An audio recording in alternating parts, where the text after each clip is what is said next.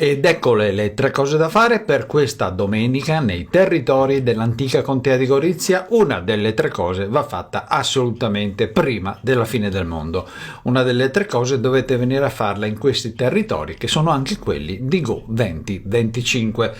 La nostra prima scelta è questa qua, è il sesto concerto di Santa Cecilia. Siamo in quel di Monfalcone, come vedete anche dal manifesto concerti di Santa Cecilia, nona edizione, concerto di Santa Cecilia al Teatro Comunale di Monfalcone. Vediamo la scheda di promoturismo alle ore 20:45, Teatro Comunale di Monfalcone, concerto di Santa Cecilia. Dopo il notevole successo di pubblico della scorsa edizione, l'associazione Voci di Donne APS di Monfalcone propone la nona edizione dei concerti di Santa Cecilia in collaborazione con varie associazioni del Friuli Venezia Giulia.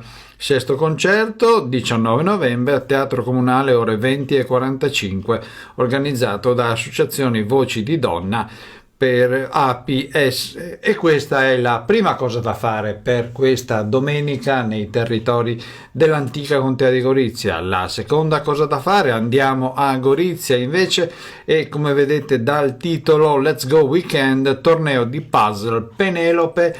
Questa siamo in quel di Gorizia con una foto che dice tutto. Dunque la scheda di promotorismo dalle ore 14, come potete vedere, a Gorizia presso la sala parrocchiale chiesa di San Giuseppe Artigiano, via Brigata Pavia, quartiere di Straccis.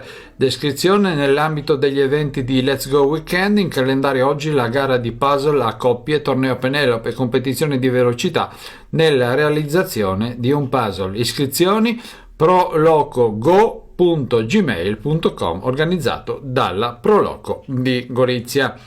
E questa è la seconda cosa da fare, il torneo di puzzle a Gorizia.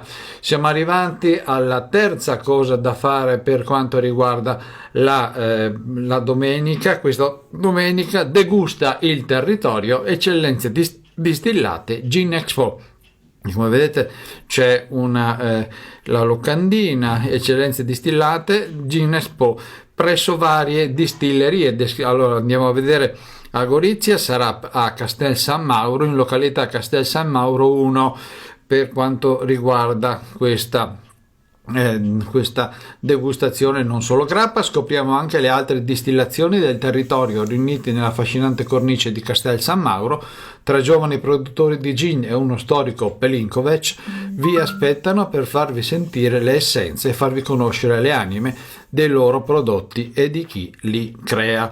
Organizzato da Castel San Mauro. Per info c'è un telefono 328 915 8033, info@castelsanmauro.it, una mail.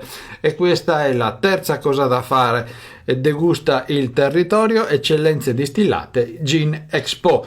E questa era la terza cosa da fare per questa domenica nei territori dell'antica contea di Gorizia. Mi pare che non abbiamo altro. No, non abbiamo altro, abbiamo finito. Vi ringraziamo di essere rimasti con noi. Se passate dalle nostre parti sulla pagina Facebook e ci lasciate un like, ci permettete di tenere compagnia sempre a più persone.